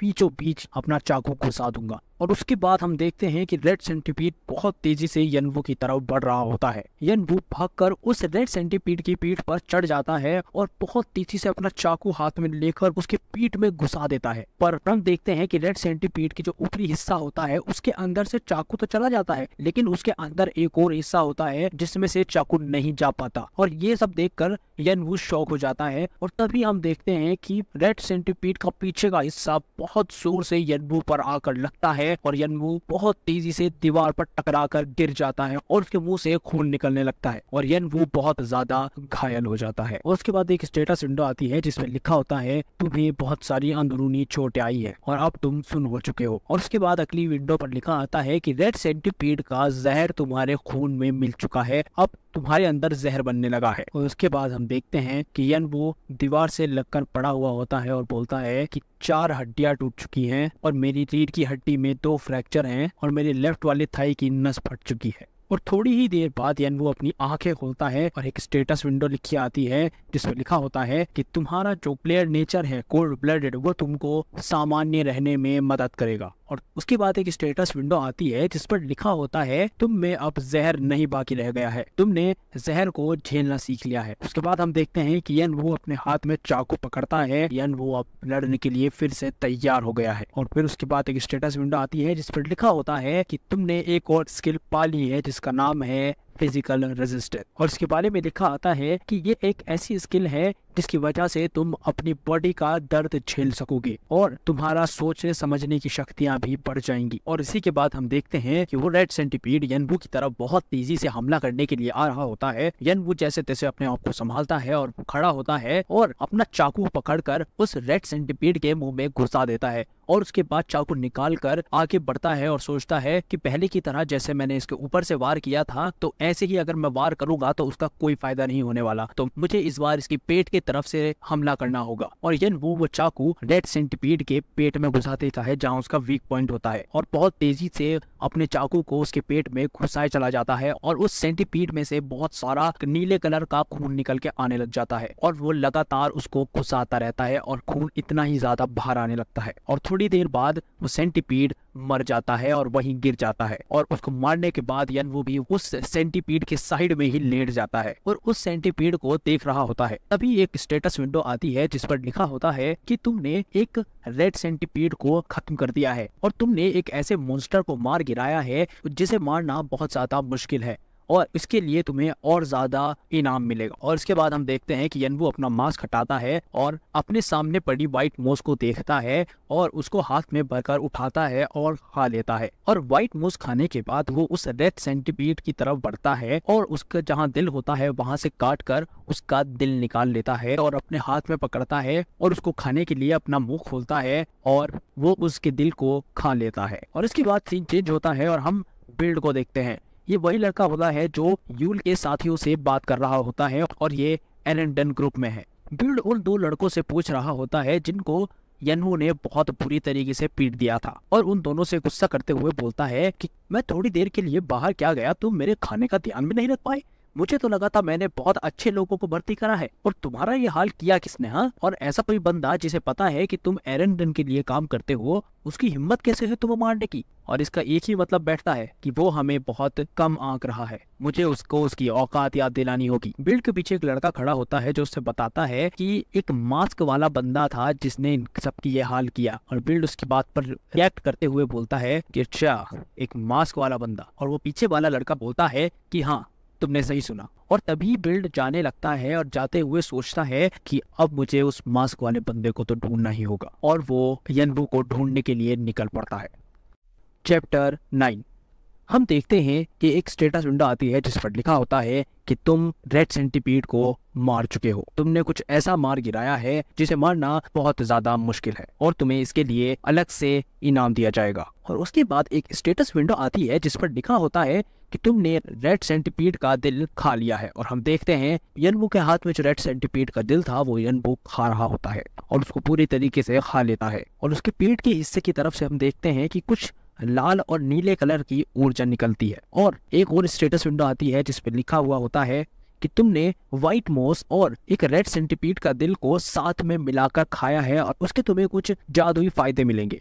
और हम देखते हैं कि जैसे ही यनवू ने व्हाइट मोस और उस रेड सेंटीपीड का दिल मिलाकर खाया है तभी यनवू के अंदर कुछ अनोखी पावर्स आ चुकी हैं। यनवू की जो टूटी हुई हड्डियां थी वो जुड़ जाती हैं और पहले से बहुत ज्यादा मजबूत भी हो जाती हैं। और साथ ही साथ यनवू की जो मांसपेशियां फट गई थी वो भी सही हो जाती हैं और पहले से काफी मजबूत हो जाती हैं। और आगे एक स्टेटस विंडो आती है जिस पर ये दिखाया हुआ होता है कि यनवू ने कितने मॉन्स्टर्स को मारा है और उस पर लिखा होता है 1, यानी कि यनवू ने सिर्फ एक मॉन्स्टर अभी तक मारा है। और उसके बाद हम यनवू को देखते हैं जो पहले बहुत ज्यादा दर्द में था लेकिन अब वो राहत की सांस लेता है। और उसके बाद यनवू सोचता है कि मैंने एक ऐसी खुफिया चीज खाई है जिसकी वजह से मेरी हड्डियां और मेरी मांसपेशियां दोनों मजबूत हो गई हैं। और उसके बाद यनवू अपनी प्रोग्रेस स्टेटस विंडो खोलता है और बोलता है कि मैंने अभी इस फ्लोर को 1.5% ही पार किया है, लेकिन जितनी ज्यादा मेरी अभी बॉडी स्ट्रांग हो चुकी है उतनी ही ज्यादा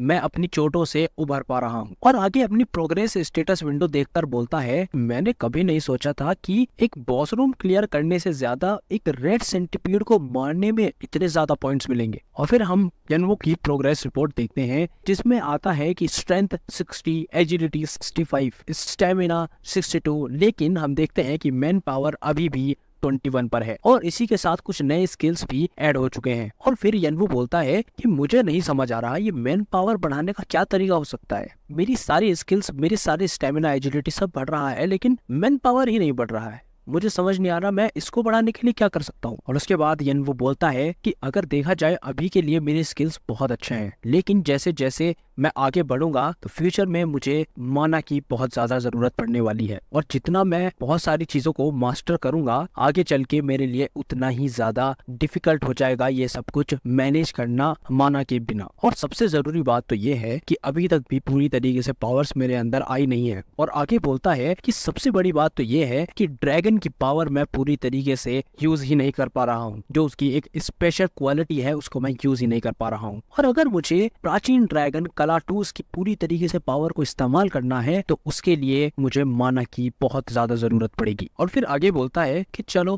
खैर अभी फिलहाल आगे बढ़ने पे फोकस करते हैं। और वैसे भी इन सब चीजों में कमी निकालने से तो सॉल्यूशन भाग के मेरे पास नहीं आ जाएगा, मुझे सॉल्यूशन को ढूंढना पड़ेगा, तभी बात आगे बढ़ेगी। और तभी यनवो दूसरी स्टेटस विंडो खोलता है जिस पर लिखा होता है फिजिकल रेजिस्टिंग रेटिंग ई, और ये एक स्किल है जो यनवो के स्किल में जुड़ गई है। और इसके बारे में लिखा आता है कि एक ऐसी स्किल है जो तुम्हारे पेन को हल्का कर देगी और तुम्हें सोचने समझने की शक्तियां देगी और जो तुम्हें चोटें आएंगी उनको बहुत हद तक कम कर देगी और सहन शक्ति तुम्हारी बढ़ जाएगी और तुम सोचने समझने की शक्ति भी तुम्हारी बढ़ जाएगी और ये तुम्हारा दर्द भी कम कर सकती है। और आगे यनवो इसको देखकर सोचता है कि मेरा जो कोल्ड ब्लडेड नेचर है वो मुझे वैसे भी काम रहने में मदद करता है, लेकिन रेड सेंटीपीड से लड़ते हुए मुझे जो चोटें आई थी उनका दर्द इतना ज्यादा था कि मेरे से काम रहा नहीं जा रहा था। ये जो स्किल आई है फिजिकल रेजिस्टेंस, इसकी वजह से मैं कॉन्शियस रह पाया, मैं अपने आप को होश में रख पाया। और अगर मैं इस स्किल को अच्छे से इस्तेमाल करूंगा तो मैं फ्यूचर में ऐसी सिचुएशंस में फिर कभी नहीं आ पाऊंगा। और उसके बाद यनवो दूसरी नई स्किल ओपन करता है जो कि होती है विल टू फाइट और इसकी रेटिंग होती है D+। और आगे इसके बारे में लिखा आता है कि तुम लड़ते समय बहुत अच्छी तरीके से सोच समझ पाओगे और बहुत अच्छी तरीके से लड़ पाओगे और हार्ड से हार्ड डिसीजन बहुत जल्दी ले पाओगे और तुम बहुत अच्छे से और बहुत जल्दी हर चीज के बारे में सोच पाओगे। तुम्हारा थॉट प्रोसेस बहुत फास्ट हो जाएगा। और यनवो इसको पढ़कर बोलता है कि ये बहुत ज्यादा इंपॉर्टेंट है, ये बहुत ज्यादा फायदेमंद साबित होगा। अगर मैं काफी जल्दी डिसीजंस ले पाऊंगा बहुत ज्यादा टेंस सिचुएशंस में तो ये एक बहुत अच्छी और बहुत इंपॉर्टेंट चीज बन जाती है जिंदगी बचाने के लिए। लेकिन अगर मेरे डिसीजंस गलत हुए तो मैं अपनी जान भी गंवा सकता हूँ। और देखा जाए तो जो मेरी फाइट चल रही थी रेड सेंटीपीड के साथ में, मैं उससे शायद इसी स्किल की वजह से जीत पाया हूँ। और उसके बाद यनवो आगे बोलता है कि जो दोनों स्किल्स के साथ मुझे रेटिंग मिली है वो इतनी भी ज्यादा खराब नहीं है, क्योंकि अगर देखा जाए तो D+ रेटिंग इस फ्लोर पर लेना काफी आसान नहीं है।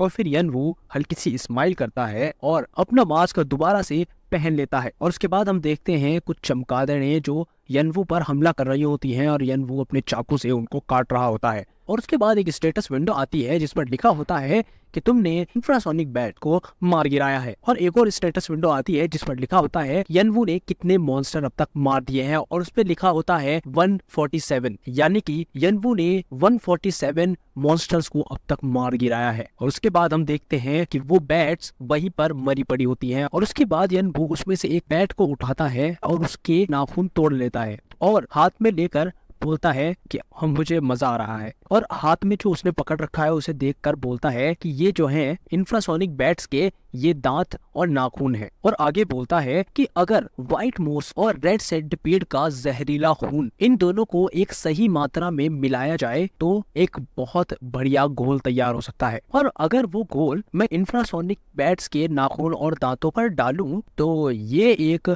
मॉन्स्टर पाउडर बन जाएगा और अगर इसमें आग लगा दी जाए तो ये बहुत जबरदस्त धमाका कर सकता है। और उसके बाद यनवो उस मॉन्स्टर पाउडर को छोटी छोटी थैलियों में भर लेता है और अपने साथ रख लेता है और बोलता है चलो तो अब आगे बढ़ते हैं। यनवो आगे बढ़कर सामने की ओर देखता है और हमें दिखाया जाता है कि वहाँ बहुत बड़ी बड़ी नीले रंग की चींटियां घूम रही होती हैं और वहां पर उनके बहुत सारे अंडे भी लगे हुए होते हैं और उन चींटियों के बारे में लिखा होता है कि ये ब्लू आर्मी एंट्स हैं। ये साइज में 30 सेंटीमीटर से लेके 1 मीटर जितनी बड़ी हो सकती हैं और इसमें एक चींटियों की महारानी भी है और ये 100 से भी ज्यादा चींटियां एक साथ मिलकर अपना एक खुद का रहने के लिए एक ठिकाना तैयार करती है। और यनवो एक जगह खड़ा होकर सोच रहा होता है कि इन चींटियों में सबसे बड़ी बात यह है कि ये चींटियां अपने घर को बचाने के लिए अपनी जान की परवाह भी नहीं करती हैं। और फिर आगे बोलता है कि क्या मुझे इन 100 से ज्यादा चींटियों पर हमला कर देना चाहिए, और मुझे ये भी पता है कि ये एक साथ मेरे ऊपर हमला करेंगी, तो क्या मैं इनको एक साथ संभाल भी पाऊंगा या नहीं। यनवो आगे बोलता है कि प्रॉब्लम तो ये है कि जिस कमरे में बटोरी का पिशाची खंजर रखा हुआ है वो इनके घर के उस पार है।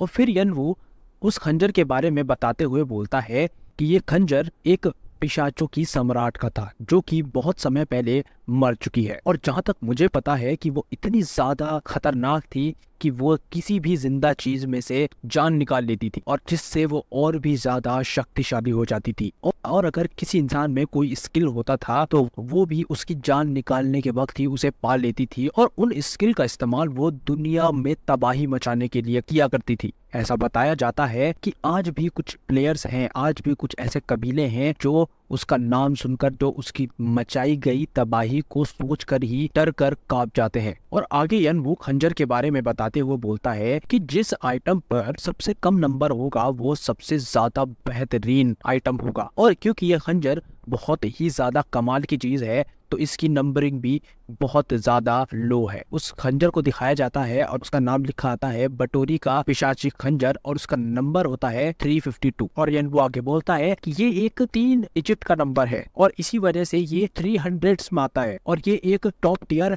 आइटम है। और उससे भी बड़ी बात ये है कि ये बहुत ज्यादा अनोखा है और ये इस पूरे टावर में सिर्फ एक है और मैं इसको किसी कीमत पर छोड़ नहीं सकता। और फिर आगे हम देखते हैं कि यनवो पूरी तरीके से तैयार हो जाता है हमला करने के लिए और बोलता है कि अगर मैं इन चींटियों पर सामने से हमला नहीं कर सकता तो मुझे एक छोटी सी ट्रिक इस्तेमाल करनी पड़ेगी। और हाथ में थैली पकड़कर यनवो उन चींटियों की तरफ भागता है और उन चींटियों को भी किसी के भाग कर आने की आवाज आती है और तभी यनवो वो मॉन्स्टर पाउडर की थैलियां उन चींटियों की तरफ फेंक देता है और वहां पर उन मॉन्स्टर पाउडर की धूल उड़ने लगती है। और तभी यनवो अपने हाथ में लाइटर ऑन करता है और उस लाइटर को उस मॉन्स्टर पाउडर पर फेंक देता है और उसके बाद हम देखते हैं कि वो मॉन्स्टर पाउडर आग के संपर्क में आने से इतना बड़ा धमाका होता है कि वो सारी चींटियां धमाके से उड़कर इधर उधर जाकर गिर जाती हैं और पूरी तरीके से आग में जलने लगती हैं। और उसके बाद एक स्टेटस विंडो आती है जिस पर लिखा होता है कि तुमने चींटियों की गुफा को धमाके से उड़ा दिया है और धमाके की वजह से 217 नीली चींटियां मर चुकी हैं और 90 नीली चींटियां जल गई हैं और इसके लिए तुम्हें और ज्यादा कर्मा मिलेगा। और उसके बाद हम यनवो को देखते हैं, वो अपना तेजी से चाकू निकालता है और उसके बाद हम देखते हैं कि एक चींटी ने यनवो पर हमला कर दिया है और यनवो उसको अपने चाकू से बीच से काट देता है और 2-4 चींटियों को यनवो अपने चाकू से बीच से काट देता है। और उनको मारने के बाद यनवो बोलता है कि जो चींटियां मर गई हैं उनमें उन चींटियों के बच्चे भी शामिल थे और वो बच्चे भी शामिल थे जो अभी अंडे से बाहर निकलने वाले थे। और यनवो उसके बाद अपनी हड्डी चटकाते हुए बोलता है कि अभी तो बहुत सारी चींटियां बाकी हैं और सामने उन चींटियों की तरफ देखता है और बोलता है कि बस एक बार मेरे हाथ बटोरी का पिशाची खंजर लग जाए उसके बाद तो मैं इन सब को बहुत आसानी से खत्म कर दूंगा। और तभी यनवो को एक खतरा महसूस होता है और वो पीछे मुड़कर देखता है और जमीन हिलने लगती है जिसका मतलब होता है कि एक कोई बहुत बड़ा मॉन्स्टर आ रहा है। और हम एक चींटी को देखते हैं जिसका एक मुंह दिखाया जाता है और फिर दिखाए जाते हैं उसके आग में जलते हुए पंख और फिर हमें उस चींटी के पैर दिखाए जाते हैं और यनवो उस चींटी के लिए अपना चाकू पकड़कर तैयार होने लगता है। और उसके बाद हम चींटी की एक आंख देखते हैं और उसके बाद हम देखते हैं एक बहुत बड़ी नीली चींटी जो कि यनवो से बहुत ज्यादा बड़ी होती है और यही होती है उन नीली चींटियों की महारानी। और एक स्टेटस विंडो आती है जिस पर लिखा आता है कि बॉस मॉन्स्टर ब्लू आर्मी एंट की महारानी पधार चुकी है। चैप्टर 10 हम देखते हैं कि नीली चींटियों की रानी यनवो के सामने आ जाती है और यनवो की तरफ आती है, अपने पैरों से हमला कर देती है। यनवो बचते हुए अपने आप को पीछे कर लेता है और इधर उधर देखकर सोचता है कि इन चींटियों की गुफाओं में कोई दरवाजा जरूर होगा। और तभी हम देखते हैं कि उस चींटियों की रानी के पीछे एक दरवाजा होता है और यनवू उसको देखकर बोलता है कि हाँ, यही दरवाजा है जो मैं ढूंढ रहा था। और यनवू अपनी 3 उंगलियों के बीच में 3 चाकू फंसाता है और बहुत तेजी से उस बड़ी चींटी के मुंह पर फेंकता है और बहुत तेजी से वो जाकर उस चींटी के मुंह पर लग जाते हैं। तभी यनवू अपना चाकू निकालता है और उस चींटी के दोनों पैर काट कर आगे बढ़ जाता है और वो चींटी वहीं गिर जाती है। यनवू उस दरवाजे की तरफ भागता है और वहां पहुंचकर वो दरवाजा खोलता है और उस कमरे के अंदर आ जाता है और यनवू अंदर आकर दरवाजा बंद कर लेता है। और हम देखते हैं कि यहाँ का एनवायरनमेंट बिल्कुल ही अलग है। यहाँ पर बहुत ज्यादा शांति है और कुछ कलश रखे हुए हैं जिसमें से हरे कलर की आग निकल रही है और बिल्कुल सामने की ओर एक मूर्ति होती है और वो मूर्ति पिशाचों की सम्राट बटोरी की होती है और उसी मूर्ति के हाथ में होता है बटोरी का पिशाचिक खंजर। और उस खंजर को देखकर यनवू बोलता है तो ये है पिशाचों की सम्राट का पसंदीदा हथियार, एक पिशाचिक खंजर।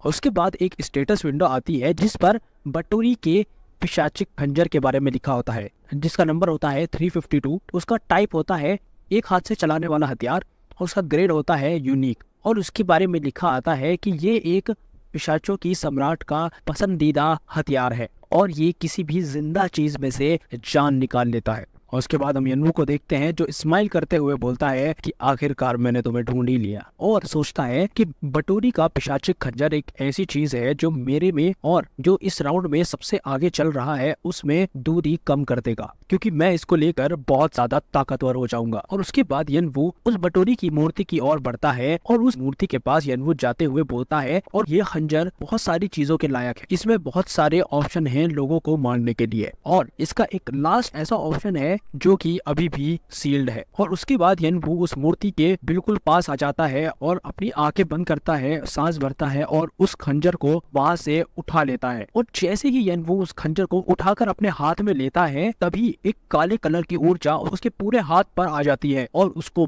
बहुत तेज दर्द होना शुरू हो जाता है। यनवू दर्द में सोचता है कि ये बटोरी का खंजर चलाने वाले को अपने आप चुनता है और वो बंदा जो इसको उठाता है उसको अगर इसने नहीं चुना तो उसका दिमाग पूरी तरीके से इसके वश में हो जाएगा। और फिर यनवू एक और बात बोलता है कि क्या जो लोग अभी स्टार्ट कर रहे हैं इस टावर में खेल रहे हैं, अभी शुरू किया है जिन्होंने, क्या उनके पास इतने जबरदस्त स्किल्स हैं जो इस पिशाचिक खंजर को संभाल पाएंगे। और फिर आगे एक और बात बोलता है कि मेरा छोटा भाई जिसने बहुत ज्यादा खोजबीन करके उसने पता लगाया था कि किस तरह से एक नया प्लेयर पिशाचिक खंजर को किस तरह से कंट्रोल कर सकता है। और तभी यनवू अपने दर्द को कंट्रोल करता है और उस खंजर को उठाता है और अपना दूसरा हाथ नीचे पत्थर पर रखता है और बोलता है कि अगर कोई और इसे देखेगा तो मुझे बेवकूफ कहेगा। और तभी यनवू बहुत तेजी से वो बटोरी का खंजर अपने दूसरे हाथ में घुसा देता है और यनवू बोलता है कि बटोरी का जो पिशाचिक खंजर है ये एक स्किल का नाम है। और तभी हम देखते हैं कि वो काली ऊर्जा जो यनवू के पूरे हाथ पर थी वो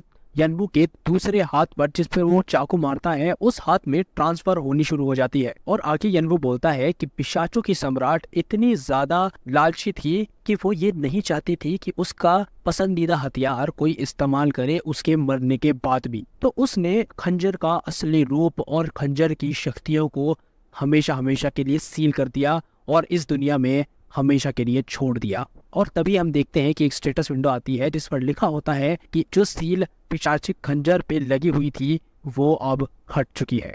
और तभी यनवू बोलता है कि अच्छा तो ये है बटोरी के खंजर का असली रूप। और तभी हम देखते हैं उस बटोरी के खंजर का असली रूप क्या है और हम देखते हैं कि यनवू के हाथ पर एक ड्रैगन बना होता है उसी काली ऊर्जा का। और हमें ये भी पता चलता है कि वो खंजर सिर्फ और सिर्फ दिखावे के लिए था, असली रूप इसका ये होता है।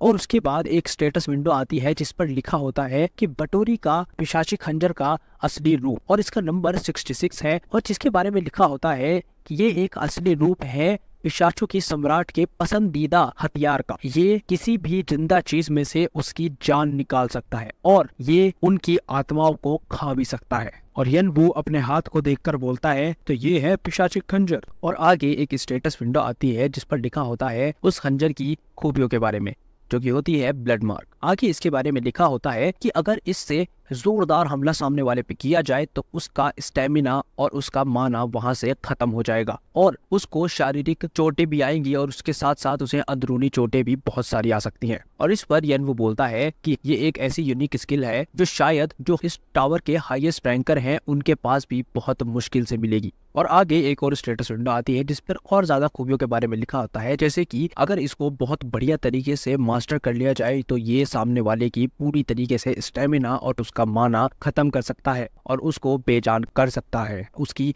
आत्मा को खा भी सकता है। और उसके बाद हम देखते हैं कि दरवाजे की तरफ से उन चींटियों की आवाजें आ रही होती हैं और तभी यनवू स्माइल करता है और बोलता है कि चलो ठीक है, इनको ठिकाने लगाया जाए। फिर उसके बाद हम देखते हैं कि यनवू बाहर आता है और एक चींटी को अपने चाकू से बीच में से काट देता है और उसके बाद यनवू उन सब चींटियों का सामना करता रहता है और तभी यनवू के सामने वो बड़ी चींटी आ जाती है जो उन सब की रानी होती है और वो आकर यनवू पर हमला कर देती है। इस बार यनवू उसके लिए अपना चाकू लेकर तैयार होता है और जैसे ही वो चींटी यनवू के करीब आती है तभी यनवू जंप करके उस चींटी के ऊपर आ जाता है और ऊपर आने के बाद यनवू अपने हाथ में पिशाची खंजर निकालता है और वो उस चींटी पर अपना हाथ रख देता है और अपने खंजर से बोलता है कि खाओ इसको। और एक स्टेटस विंडो आती है जिस पर लिखा होता है कि जिस पर तुमने ये लगाया है उसकी सारी की सारी लाइफ फोर्स की जान खाई जा रही है। और हम देखते हैं कि उस चींटी का रंग धीरे धीरे फीका पड़ने लगता है और वो पूरी तरीके से खत्म होने लगती है। और उसके बाद एक और स्टेटस विंडो आती है जिस पर लिखा होता है कि बटोरी का पिशाची खंजर की लेवल 1.1% से बढ़ चुकी है। और उसके बाद हम देखते हैं कि उस चींटी का पूरी तरीके से रंग उड़ जाता है और वो पूरी तरीके से सूख जाती है। उस चींटी में से पूरी तरीके से आत्मा खत्म हो चुकी होती है। और फिर एक और स्टेटस विंडो आती है जिस पर लिखा होता है कि तुमने पूरी तरीके से इसकी जान सोख ली है। और फिर उसके बाद एक और स्टेटस विंडो आती है जिस पर लिखा होता है कि तुमने बॉस मॉन्स्टर उन ब्लू आर्मी एंड्स की महारानी को मार गिराया है और तुम्हें और ज्यादा कर्मा मिलेगा। और फिर अगली विंडो में आता है कि तुम्हें 300 कर्मा प्राप्त हुए और उनकी रानी को मरता देख उन छोटी चींटियों की लड़ने की हिम्मत टूट जाती है और वो यनवू के सामने बहुत ज्यादा कांपने लगती हैं। और उसके बाद सीन चेंज होता है और हम देखते हैं उन्हीं दो लड़कों को जो यनवू के बारे में बात कर रहे थे और हमें पता चलता है कि वो लोग यनवू का पीछा करते करते उसी गुफा में आ गए हैं। इस लाल बालों वाले लड़के का नाम ह्यूंग होता है और ये दूसरे लड़के से बोलता है क्या तुम सही कह रहे हो, यही जगह है जहाँ पर वो आया है। और दूसरा लड़का बोलता है कि ठीक है, अगर तुम्हें मेरे ऊपर शक हो रहा है तो हम ठीक है वापस चले जाते हैं। और तभी ह्यूंग उस दूसरे लड़के के कंधे पर हाथ रखते हुए बोलता है कि नहीं नहीं यार, मुझे पता है तुम झूठ नहीं बोलोगे, मैं तो बस ऐसे ही कंफर्म कर रहा था। और फिर वो ह्यूंग सामने की ओर देखकर बोलता है लेकिन मुझे समझ नहीं आ रहा ये बंदा इन सब मॉन्स्टर्स को एकदम कैसे मार सकता है। और हम देखते हैं कि वहाँ पर बहुत सारे रेड सेंटिपीड और ब्लू आर्मी एंड्स और वो इंफ्रासोनिक बैट्स ये सब मरे पड़े होते हैं। और तभी ह्यूंग बोलता है कि मुझे कुछ समझ नहीं आ रहा ये बंदा इतनी जल्दी इतना ज्यादा ताकतवर कैसे हो गया, क्योंकि मुझे नहीं लगता कि मॉन्स्टर कमजोर हो चुके हैं। दूसरा लड़का बोलता है कि मुझे ये कुछ अब ठीक नहीं लग रहा है क्योंकि उसने जितने भी मॉन्स्टर मारे वो एक से बढ़कर एक थे और वो बहुत ज्यादा ताकतवर थे। और उसके बाद वो थोड़ा सा आगे बढ़ते हैं और वो जो सामने देखते हैं उसे देखकर थोड़ा बहुत घबरा जाते हैं। और वो दूसरा लड़का ह्यूंग से बोलता है कि ह्यूंग देख रहे हो। और तभी ह्यूंग बोलता है कि हाँ, हम इस बंदे को हल्के में नहीं ले सकते। और वो देखते हैं सामने कि वहां पर ब्लू आर्मी एंड पड़ी होती है और एक रेड सेंटिपीड पड़ा होता है जिनमें से पूरी तरीके से जान खींच ली गई होती है, वो बिल्कुल बेजान पड़े होते हैं। और इसको देखकर ह्यूंग बोलता है कि मुझे तो समझ नहीं आ रहा है, यहाँ पर कुछ एक ऐसी हिडन आइटम है, ऐसी खुफिया आइटम भी है जो किसी भी जिंदा चीज में से जान निकाल लेती है। और फिर यनवू के बारे में बोलता है कि उसने ब्लॉक 1 क्लियर किया, वो भी अकेले रहकर, और उसको इन सब खुफिया हथियारों के बारे में भी पता है। और आगे बोलता है कि अगर वो ऐसे ही चलता रहा तो बहुत जल्दी उसके नाम की इस पूरे राउंड में चर्चा होने लगेगी और धीरे धीरे वो चर्चा टावर तक भी पहुंचने वाली है। और अगर ऐसा होता है तो बहुत बड़े बड़े ग्रुप्स अपने ग्रुप में शामिल करना चाहेंगे यनवू को। तभी उनको आवाज आती है और वो घूमते हैं और देखते हैं कि एक तरफ से बहुत तेजी से ब्लू आर्मी एंड्स और रेड सेंटिपीड किसी से बचकर भाग रहे होते हैं। और ह्यूंग और वो दूसरा लड़का ये नजारा देखकर बिल्कुल दंग रह जाते हैं। तो आज के लिए बस इतना ही। वीडियो अच्छी लगे तो लाइक कर देना और चैनल को सब्सक्राइब कर देना। हम मिलते हैं नेक्स्ट वीडियो में नेक्स्ट चैप्टर के साथ। तब तक के लिए बाय बाय।